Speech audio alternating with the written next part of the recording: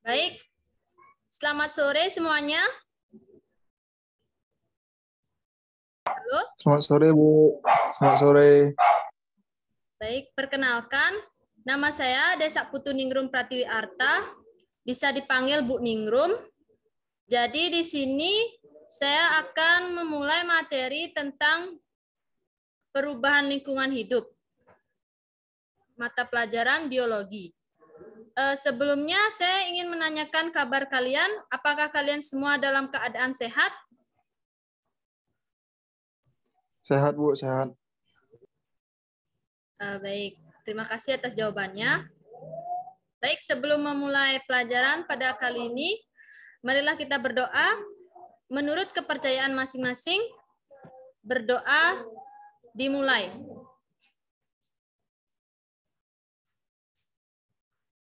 Berdoa selesai. Baik.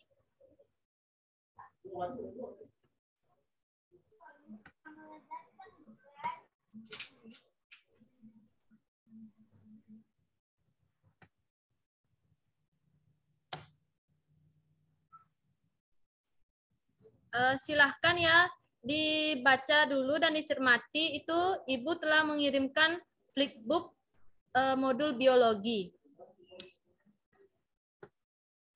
Selanjutnya Ibu akan share screen.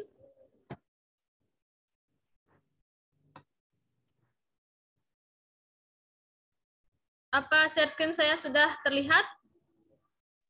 Sudah, Bu. Sudah, Bu. Baik.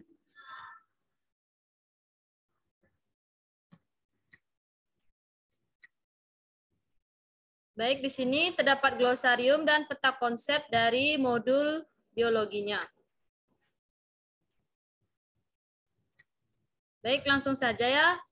Ibu akan membaca sedikit terkait materi kegiatan pembelajaran 1, perubahan lingkungan. Perubahan lingkungan. Lingkungan hidup dapat diartikan sebagai lingkungan fisik yang mendukung kehidupan serta proses yang terlibat dalam aliran energi dan siklus materi.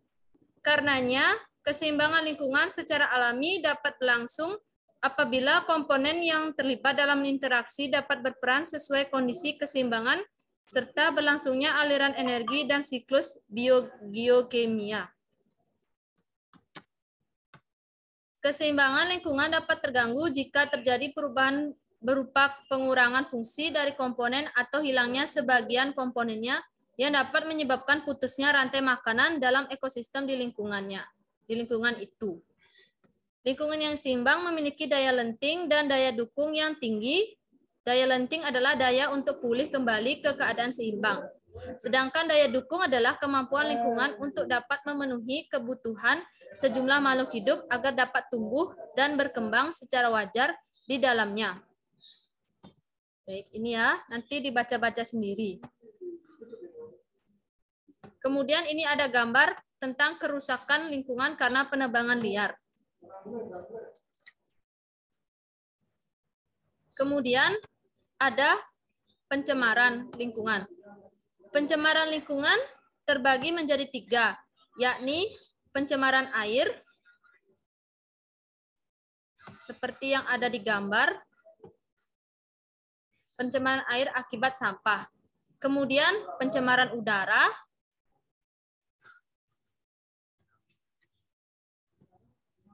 seperti yang digambar,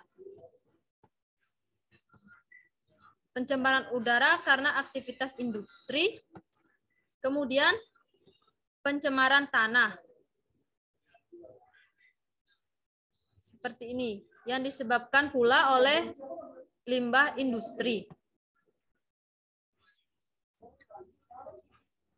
Kemudian ada jenis-jenis limbah. Jenis-jenis limbah terbagi menjadi 5 golongan, yakni limbah cair. Limbah cair mengacu pada semua lemak, minyak, lumpur, air pencucian, limbah deterjen, air kotor yang telah dibuang. Mereka berbahaya dan beracun bagi lingkungan kita dan ditemukan di industri maupun rumah tangga. Air limbah demikian sering disebut sebagai limbah yang dalam bentuk cairan. Kemudian, sampai di sini ada pertanyaan dulu? Halo? Dari Ada saya tidak, pertanyaan Bu. terkait limbahnya? Dari Tidak? saya Belum, tidak. Bu. Baik. Terima kasih. Kemudian ada limbah padat.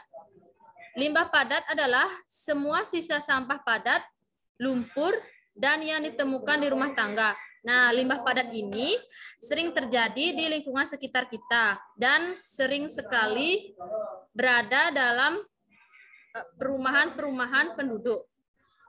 Limbah padat contohnya yaitu kaca dan keramik, sampah plastik, sampah kertas, logam, maupun kaleng. Kemudian yang ketiga ada limbah organik. Limbah organik mengacu pada limbah daging, kebun, dan makanan busuk. Jenis sampah ini banyak ditemukan di rumah-rumah seiring waktu mereka terurai dan berubah menjadi kotoran oleh mikroorganisme. Kemudian ada limbah daur ulang. Semua barang yang dibuat seperti logam, furnitur, sampah organik yang dapat didaur ulang termasuk dalam kategori ini.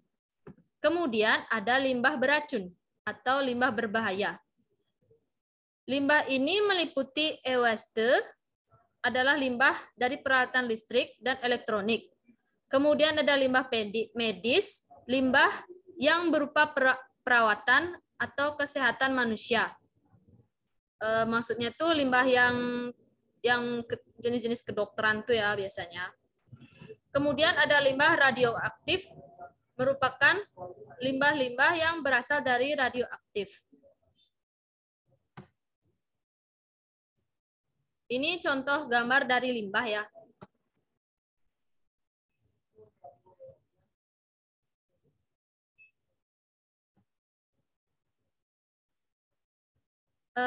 Sebelumnya saya mau bertanya, flipbooknya sudah dibaca? Halo? Sudah, Bu. Sudah. Baik, terima kasih. Sekarang saya mau memberikan kuis ya.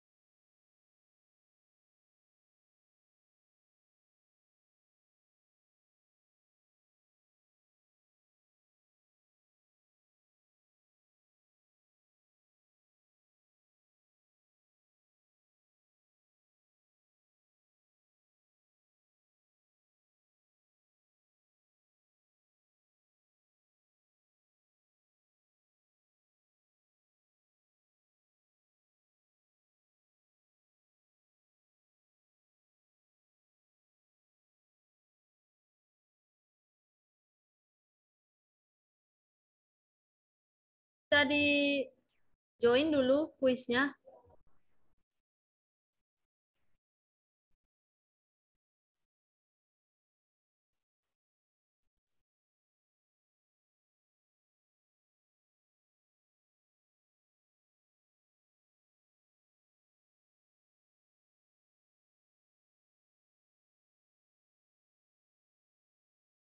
Pas sudah membuka link kuis,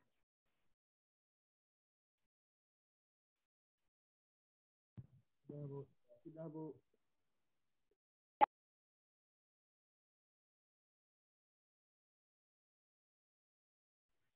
baik, karena semuanya sudah menjawab kuis, maka tampilannya itu akan seperti ini ya.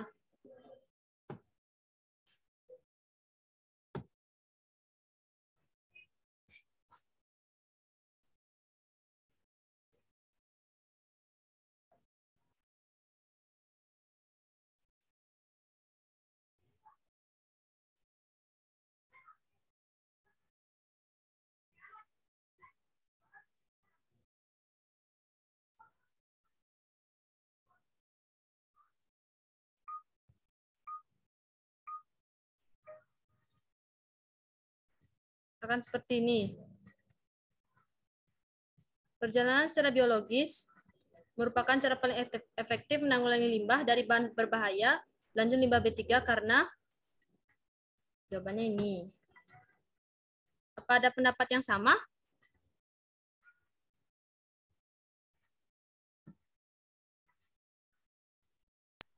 Ya, Bu. Mulai. Yang kedua, manusia adalah bagian dari lingkungan yang mempunyai kewajiban menjaga kelestarian hidup dan lingkungan. Tindakan bijaksana yang dilakukan manusia adalah melihara dan mengelola lingkungan secara terencana dan kendali, mengusahakan tercapainya keselarasan keseimbangan, jaga tidak terkendali. Jawabannya ini. Ada yang sama? Ada, Bu. Sama, Saya Bu. sama. Kemudian, tujuan pengelolaan lingkungan hidup terdapat pada pernyataan di bawah ini, kecuali mewujudkan manusia sebagai pembina lingkungan hidup, mencapai kelestarian hubungan manusia dengan lingkungan hidup sebagai tujuan pembangunan manusia seutuhnya, pemanfaatan sumber daya sesuai dengan keinginan manusia. Kecuali yang ini. Apakah ada jawaban yang sama? Sama, Bu. Saya sama.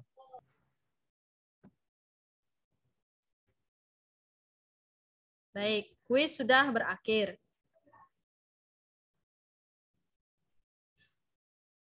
Baik, karena kelas sudah selesai, jadi Ibu akan mengakhiri kelasnya. Terima kasih sudah mengikuti kelas Ibu. Semoga kalian semua dalam keadaan sehat. Sampai jumpa dan selamat sore. Selamat sore, Bu. Terima kasih. Sore, Bu.